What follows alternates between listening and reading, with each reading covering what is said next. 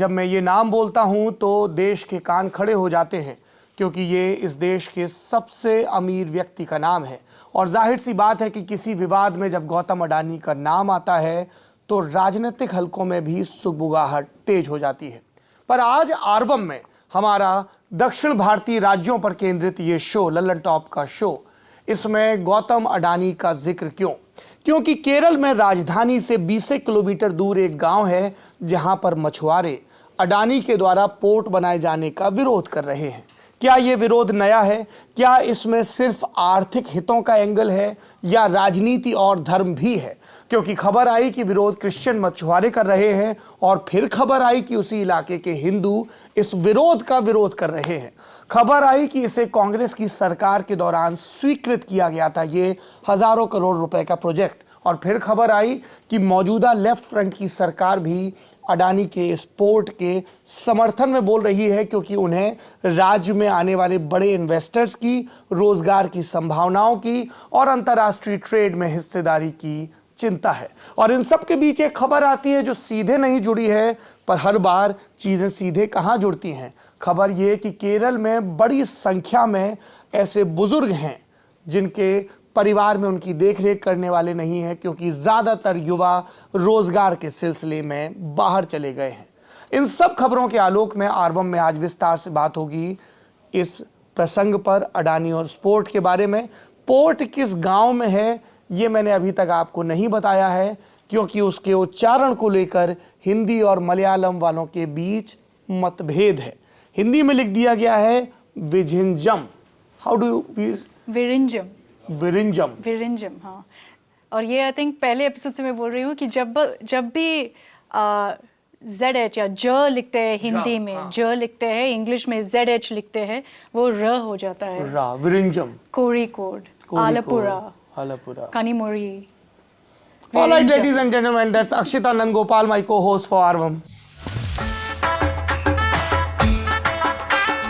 वैसे तो जब आप अडानी के बारे में बात करते हो, आप गुजरात गए थे जी, और वहाँ पे मतलब काफ़ी डिस्कशन होता है देश भर, गुजरात, अडानी, मोदी।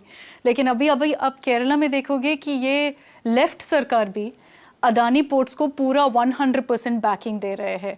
लेकिन इसलिए इतना डिस्कशन और चर्चा हो रहा है क्योंकि अगर आप देखोगे ये विरिंजम पोर्ट में जो हो रहा है ना सौरभ, एटलीस्ट 3 महीने से प्रोटेस्ट हो रहा है, अगस्त से।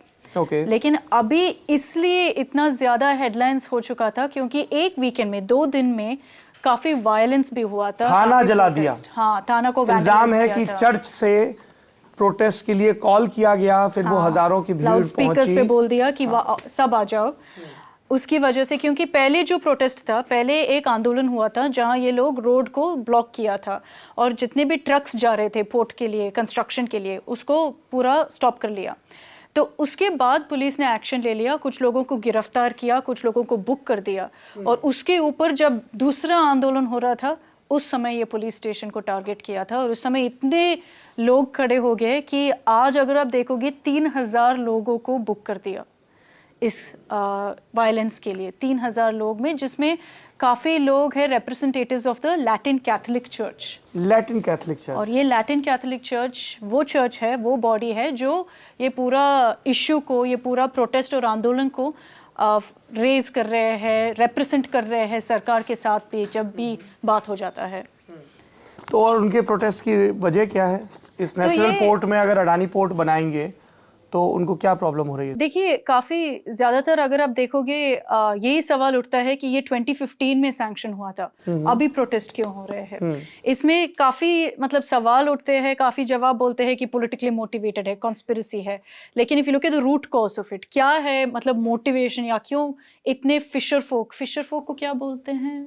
मछुआरे।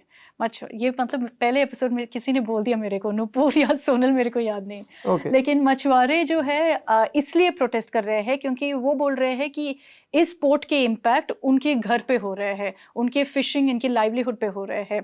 एरोशन हो रहा है ज़्यादा, हाई टाइडल वेव्स बोल रहे हैं कि वेव के हाइट भी कटान हो रहा है उसकी वजह से, और उनके फिशिंग जो ट्रेडिशनल फिशिंग एरियाज है वो खत्म हो रहे हैं।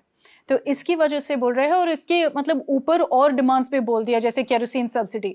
ये हमेशा आप देखोगे, जैसे आई वाज सरप्राइज जब मैंने उनका चार्टर ऑफ डिमांड देखा इन तो सिर्फ इस प्रोटेस्टर्स पे का लिमिटेड नहीं है, जी पोर्ट पे 6 limited मांगे नहीं जो हैं उनकी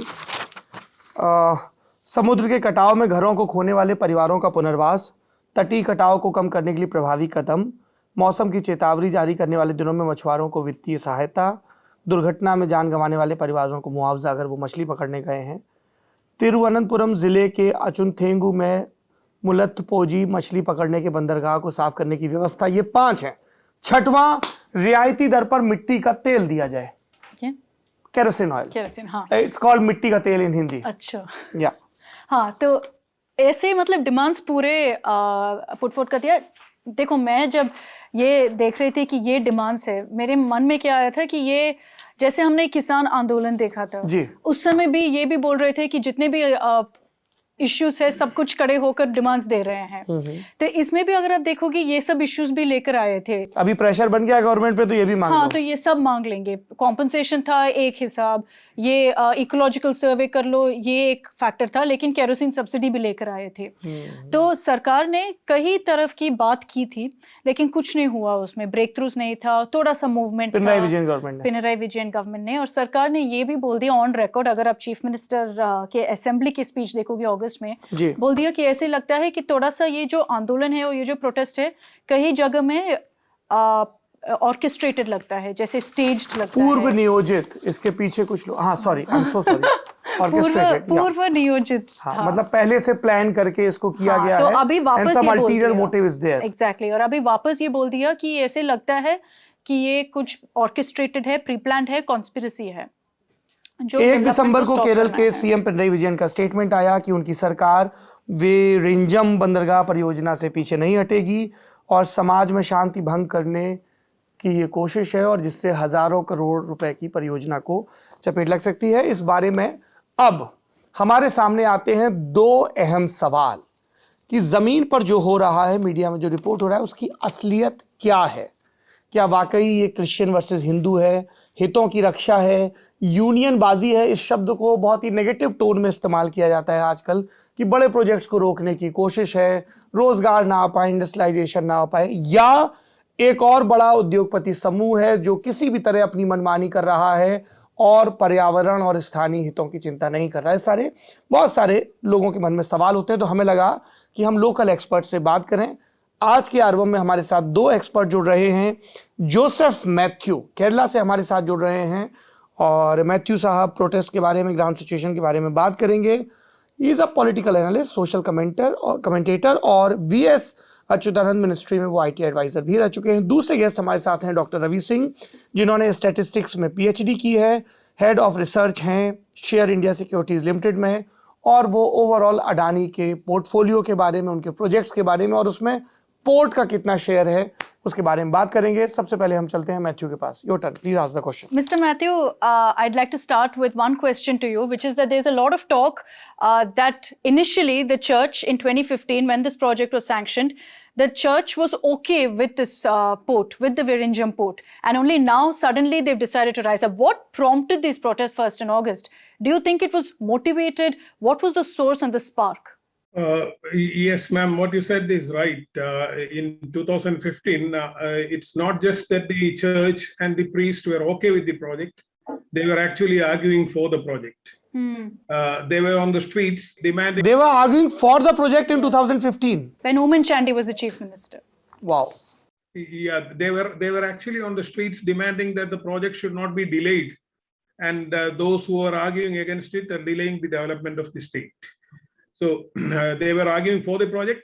The fishermen community, by and large, thought that this would be beneficial for them. There were activists among them who highlighted that this might be detrimental to their interest and their livelihood. But at the same time, by and large, the fishermen community of the neighborhood also thought that this would be very beneficial for them. So initially, they did not oppose, or either they did not oppose or they were arguing for the project. That is right. So what changed then, sir? What changed in last 7 years, sir? Yes, I'm coming to that. The fishermen, we cannot expect the fishermen community to understand the impact of such a huge project, rather than what is being promised from the stakeholders and their leaders. we cannot expect them to understand all the implications and study and analyze what is happening around the globe, how shoreline erosion could take place, how their livelihood would be affected, and all those things. This actually shows that their intentions are very clear. They went by the words of their leaders. They thought this is going to be beneficial to them, and they waited.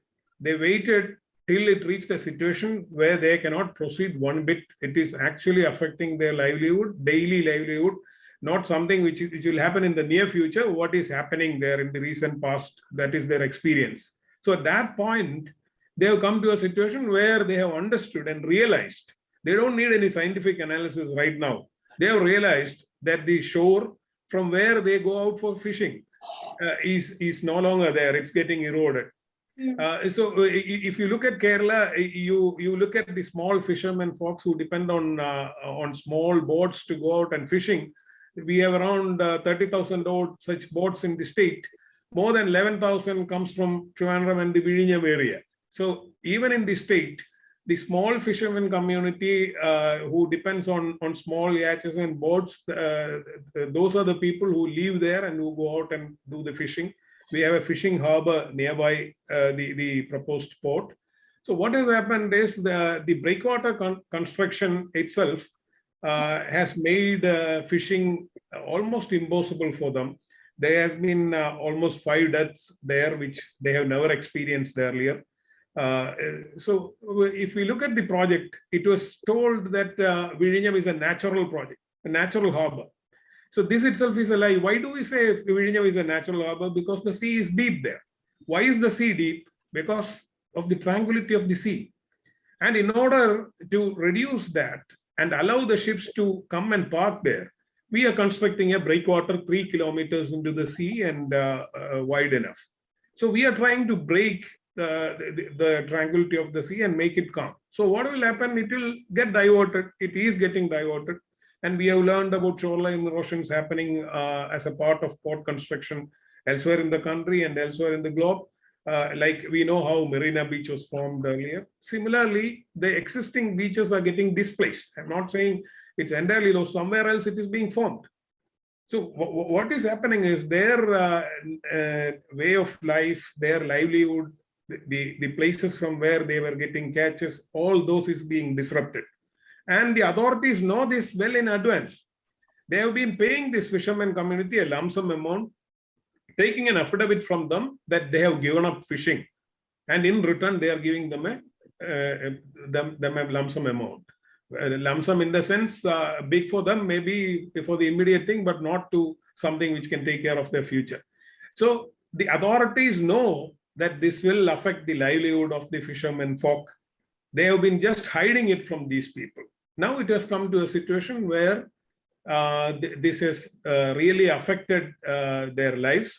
They have come out openly on the street, and the church leaders, I don't think they have any other option but to stand with them. Otherwise, the church leaders also will be wiped off from the area, thereby affecting questioning their own existence. So it is at that point that the church and the clergy, at least the clergy in that locality and the Latin Catholic alone, the other Catholic churches are not out there voicing, raising their voices for these people yet. So even after the bishop is being framed in the FIR, named in the FIR, the other fellow churches have not responded yet. But when other cases were there, when Bishop Franco was facing charges for sexual harassment, case, yes. Even then, there were people out in the street asking that the bishop should not be brought to law.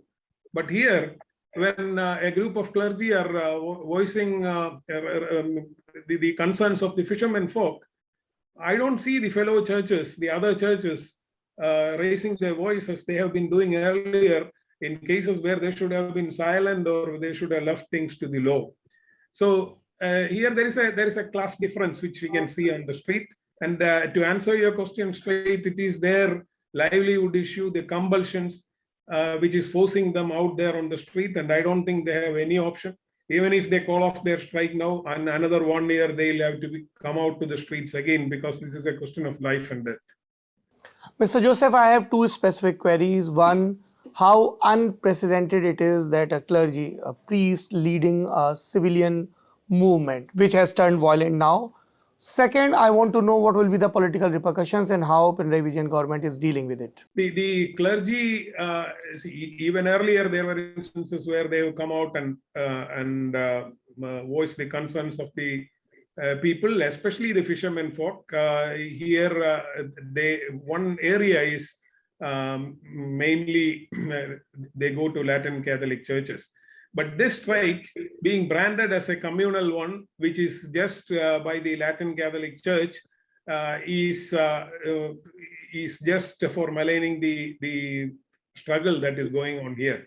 In fact, the Dwivedi Sabha, if I understand correctly, they were part of the NDA formation in the state, at least for some time. The Dwivedi Sabha led by Mr. Dinagaran, they had been there supporting the struggle. They were part of the struggle. The Muslim community were there, and the Muslim leaders inaugurated the strike earlier. So this is a question of the livelihood of all the fishermen folks, irrespective of which religion they fall into. And all of them are there, out there, doing the strike.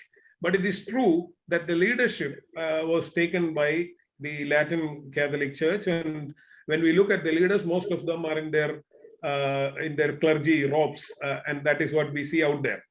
But unfortunately, and very unprecedented in the state, there was a counter strike going on in the state, and this counter strike was being held by just one community, and it was being spearheaded by the Sangh Parivar and supported, unfortunately, very, very unfortunately, by CPIM leaders in Trivandrum. So this counter strike was being done by one group, and the other side, even though fishermen from all the community are out there on the strike, the leadership was being taken by clergy and the Latin Catholic Church leaders. So it was pitted as one community against the other. Unfortunately, some of the ministers of the LDF ministry itself were raising their voice on such lines, which is far away from truth. A minister is on record saying the fishermen on strike singled out houses belonging to the other community, and it was attacked, and it is deplorable. That is. But it's also become communal because you had the church referring to the ports minister as a terrorist because of his religion as well. Yes, and also if you look at the statement filed by the police on the FIR in the court, they'll say the house of a leader of the counter strike was attacked. One house of the leader of the counter strike was attacked, and he happened to be from another religion. Okay. This, the minister terms as singling out houses from the other communities and attacking them. You're saying it wasn't intentional, sir. But my larger question here, away from the politics, communalization, etc., is what about the state of Kerala? This is a big project. Some dubbed it saying that this will be like making Kerala and Thiruvananthapuram perhaps into a Singapore or a Dubai. And the fact that Saurabh mentioned this also earlier in the show about how there's a lot of talk about Kerala's age group, residents being part of the older age group, youngsters leaving because they don't have enough opportunities.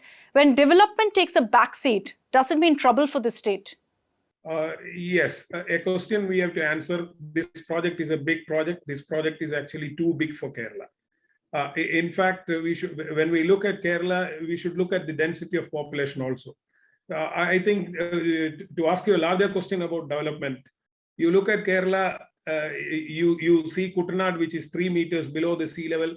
You see Munnar, which is 1,600 meters above the sea level, and the aerial distance between these two places is just 60 kilometers. So the entire state is a hypotenuse of a right angle triangle, such a slope. That is where we reside. And we have around 44 rivers draining this water to the sea. That was how human life was possible in the state. From 2018, what we are realizing is because of intense rain and the floods which happen regularly every year, the rivers cannot drain water into the sea. So this is the situation. And also the density of population, you look at it in square kilometer, it is 860, the density of population. In China, it is 153. In Maharashtra, it is 350 odd. Gujarat, it is 305. So when you compare, we are a state where the density of population is 3 times, 4 times higher than what it is in other places where we do the comparison.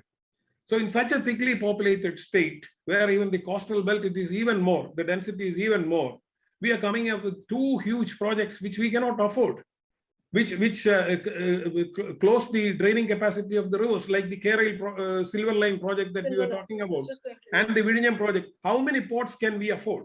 How many ports actually do we need? Someone comes with a prescription. We were speaking about Vellarpadam project in Cochin 3 years back. What about that project? We are people who have the right to information. Don't you think that we have the right to have a white paper about Vellarpadam project, port project first? We are talking about all the developments, all the number of jobs which is going to be created here. We displaced many people, thereby increasing the density. Actually, it's not the count.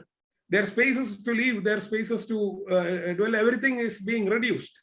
So after such a project, the leadership who talks about development, so-called development, remains silent about that, and comes up with another project, port project, just 80 kilometers away. So how do they think this is going to be viable? The project report itself says this is not viable. Okay. And hence there is a viability gap funding being given from public money to these people. And they are gifted with another 105 acres of port estate development. It is just named port estate development. It's a hotel project. The place set aside for a naval base, naval project itself is given to Adani, saying, what is the reason? The reason cited is very exciting. They say Navy did not respond in time. And 2, the Adani ports expressed interest to have that place for their port estate development. So there is a 105-acre port estate development, so-called hotel project, which is coming up here. C&AG comes up with a huge list by saying this is detrimental to the interest of the country and the state, and how corruption has happened. The present chief minister is on record saying this is a 600 crore corruption project. Even now the chief minister says the deal was corrupt. Then what happens when a private group indulges in corruption? What does they get in return? They pay a bribe, and they ensure that the conditions and the clauses of the agreement are detrimental to the state and favorable to them. So, and now the government says, though this is a corrupt deal, we'll ensure that all the clauses of the agreement would be fulfilled. Okay. So, all right. So you're saying there's a lack of planning very clearly. Mr. Matthew, thank you very much for joining us here on this discussion, because he's given us a lot of insight कि क्या projects है केरला में और क्या problems है इसमें. Deadline जो है इस विरिंजम पोर्ट के लिए सौरभ, वो है May 2023 और अभी जैसे न्यू डेडलाइन yes. और जैसे अभी ब्लॉक हो रहे हैं, जैसे प्रोटेस्ट हो रहे हैं, मुश्किल लग रहा है कि ये डेडलाइन एक्चुअली मीट होगा. इस कहानी में 2 सिरे और हैं जिन पर हम बात करेंगे. 2 चीजें हैं इस व्याख्या को सुनने के बाद जो दर्शकों को ध्यान में रखनी होंगी. एक, मिस्टर जोसेफ अच्युतानंद सरकार के साथ जुड़े हुए थे. अच्युतानंद और पिनरई विजयन दोनों लेफ्ट के बहुत बड़े नेता. जब अच्युतानंद सीएम थे तब पिनरई विजयन पार्टी के स्टेट सेक्रेटरी थे, लेकिन दोनों के बीच में 36 का आंकड़ा था. और जब पिनरई विजयन सत्ता में आए तब अच्युतानंद की दावेदारी को किनारे कर दिया गया. So this is one point we need to remember कि दोनों लेफ्ट के नेता हैं, पर इंडस्ट्रियल पॉलिसी को लेकर दोनों बहुत अलग अपोजिट साइड्स में हैं. तो हम अपने एक्सपर्ट्स का ये जो ब्यौरा हमने आपको शुरू में दिया था आपके लिए दोहरा दें. और चूंकि इस पूरी बातचीत में अडानी ग्रुप के ऊपर मुख्यमंत्री के हवाले से इल्जाम लगे हैं, तो हम उनका पक्ष भी आपको बताएंगे. लेकिन अभी मूव करते हैं अपने अगले एक्सपर्ट की तरफ, जो हमें इस बड़े उद्योगपति समूह के बारे में जो लगातार खबरों में है, कभी एनटीडीवी की पेरेंट कंपनी पे अपनी होल्डिंग को लेकर, कभी किसी और वजह से, उनके लिए ये पोर्ट बिजनेस कितना इंपॉर्टेंट, इस पर बात करते हैं. हमारे साथ हैं डॉक्टर रवि सिंह. डॉक्टर सिंह, बहुत बहुत स्वागत है आपका आर्वम में. डॉक्टर सिंह, सबसे पहले तो ये बताइए कि अडानी समूह के लिए पोर्ट बिजनेस कितना इंपॉर्टेंट है. सर, उससे पहले आपने एक बात की थी शो में स्टार्ट करने से पहले कि अदानी जो है, अदानी ग्रुप या अदानी जी की बात करें तो टॉप रिचेस्ट मैन इंडिया के हैं, लेकिन वर्ल्ड के ब्लूमबर्ग के रिपोर्ट के अकॉर्डिंग देखें तो वो 2nd रिचेस्ट मैन है. फर्स्ट एलन मस्क है, 2nd इसलिए हुए क्योंकि उन्होंने अभी जो अमेजॉन के फाउंडर जेफ थे उनको पास आउट किया. और इस समय एलन मस्क का जो नेटवर्थ है वो है $264 बिलियन, जबकि अदानी ग्रुप यानी अदानी जी का अगर देखते हैं तो वो है $147 बिलियन. और आप इससे अंदाजा लगा सकते हैं कि अदानी ग्रुप जो पूरा है वो कितना बड़ा है। अब बात करते हैं उसमें अगर पोर्ट सेगमेंट की, तो आप इससे अंदाजा लगा सकते हैं कि इस समय अदानी ग्रुप के खास तौर से पोर्ट सेगमेंट से अगर देखते हैं तो उनकी इनकम लगभग 6,000 करोड़ रुपए साल की आती है, और मार्केट कैप जो स्टॉक मार्केट में ट्रेड होता है उसको देखते हैं तो वो लगभग 2 लाख करोड़ रुपए का है। तो इससे अंदाजा लगाया जा सकता है कि उनके लिए पोर्ट डिवीजन कितना इंपॉर्टेंट है, और उनकी जो नेटवर्थ है उसमें जिस हिसाब से एड ऑन्स हो रहे हैं वो काफी इंपॉर्टेंट है। तो यहाँ पर इसलिए भी अदानी जी के लिए काफी इंपॉर्टेंट है कि पोर्ट एक्टिविटी या पोर्ट में जो रेवेन्यू है उसको किस तरीके से बढ़ाया जा सके।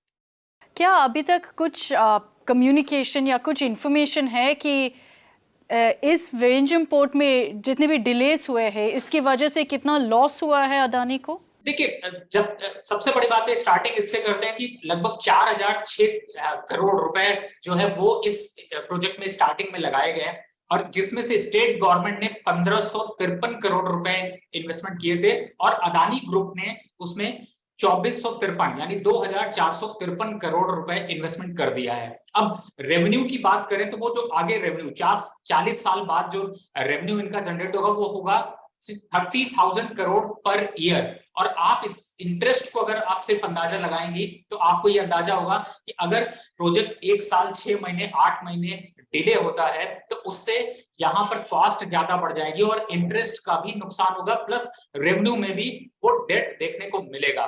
दूसरी तरफ एक इंपॉर्टेंट पॉइंट यहाँ पर मैं हाईलाइट करना चाहूंगा, क्योंकि ये पोर्ट इसलिए भी इंपॉर्टेंट है क्योंकि ये इंडिया का डीपेस्ट पोर्ट होगा, और 80% जो पोर्ट एक्टिविटी है वो इस पोर्ट से की जाएंगी। और चूंकि आप जानते हैं कि इंडिया में अभी भी जो इंपोर्ट और एक्सपोर्ट का पूरा डेटा देखा जाए तो उसमें कंट्रीब्यूशन या उसका जो प्रॉफिट और लॉस है उसमें अगर जाते हैं तो इंडिया एक इंपोर्ट कंट्री है, अभी एक्सपोर्ट में हमारे वो इंफ्रास्ट्रक्चर डेवलपमेंट नहीं है, और सरकार शायद इसीलिए इतने बड़े इंफ्रास्ट्रक्चर को डेवलप करने के लिए प्राइवेट कंपनीज को हेल्प कर रही है। और इससे ना सिर्फ अदानी ग्रुप का बल्कि इंडिया का जो इकोनॉमिक जोन है वो भी काफी स्ट्रांग होगा। तो ये काफी इंपॉर्टेंट फैक्टर है। और प्रॉफिट लॉस की जो बात की जाए, इसमें स्टेट गवर्नमेंट को 15 साल के बाद इसमें रेवेन्यू मिलना शुरू होगा, तब तक का अभी इन्वेस्टमेंट है। और अगर इन सब इश्यूज की वजह से ये प्रोजेक्ट डिले होता है तो उसका इंपैक्ट इकोनॉमी में भी देखने को मिलेगा, और साथ ही जो हमारे एक्सपोर्ट टारगेट हैं वो भी हिट नहीं हो पाएंगे। तो ये सारी चीजों को अगर देखते हैं तो काफी हद तक इकोनॉमी में यहाँ पर नुकसान देखने को मिल सकता है। और अदानी ग्रुप को भी, जो मैंने आपको एक फिगर दी कि लगभग 6,000 करोड़ का रेवेन्यू होता है, और कहीं ना कहीं से वो रेवेन्यू और बढ़ता हुआ सा नजर आ रहा था, वो कहीं ना कहीं से अब रुकता हुआ नजर आएगा। All right doctor Ravi Singh, thank you so much for this information. एक मसला है अक्षिता जिस पर बात नहीं हुई, और वो है बुजुर्ग डेमोग्राफी केरल की।